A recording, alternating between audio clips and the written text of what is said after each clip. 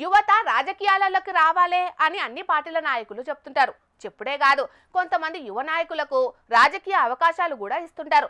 కొత్త కొత్త ఆలోచనలు చేసి భవిష్యత్తును నిర్మించే భావి లీడర్లు గ్రామాల నుంచే తయారు కావాలని స్థానిక సంస్థల ఎన్నికల సుతం యువత పెద్ద ఎత్తున పోటీ చేస్తున్నదన్న వార్తలు ఇంటనే ఉన్నాం కదా.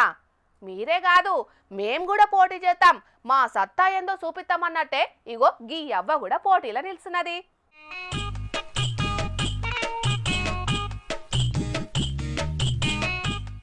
ఇగో ఈడ నామినేషన్ కాగితం పట్టుకొని కుర్చీలో కూర్చున్న అవ్వ గురించేనుల్లా ముచ్చట. పెద్దపల్లి జిల్లా మంతిని మండలం ఉప్పట్ల గ్రామ పంచాయతీ సర్పంచ్ అభ్యర్థిగా పోటీ చేస్తున్నది ఈ అవ్వ. పేరు కాశీపేట వెంకటమ్మ. 82 ఏళ్ల ఈడుకుంటది. ఈ వయసులో కృష్ణారామ అనుకుంటా ఇంట్లో కూర్చుంటారు ఎవ్వలైనా.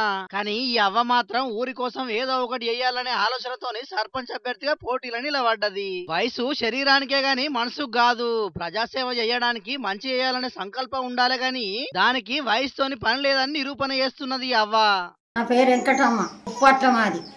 నేను సర్పంచ్కి నిలబడ్డా. నన్ను గెలిపించండి. గెలిపించితే నాకు అందరు సహకారం చేస్తే మేము మంచిగా డెవలప్ చేస్తాం ఊరికని చెప్తాం.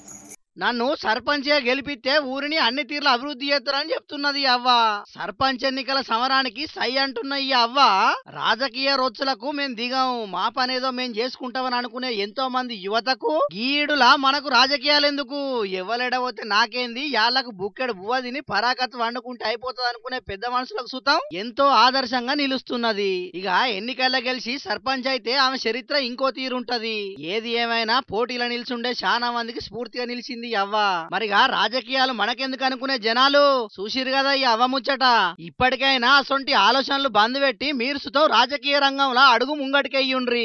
ఎవరో వస్తారు ఏదో చేస్తారని అనుకోకుండా మీ ఊర్లను మీరే బాగు చేసుకోండ్రి, సరేనా?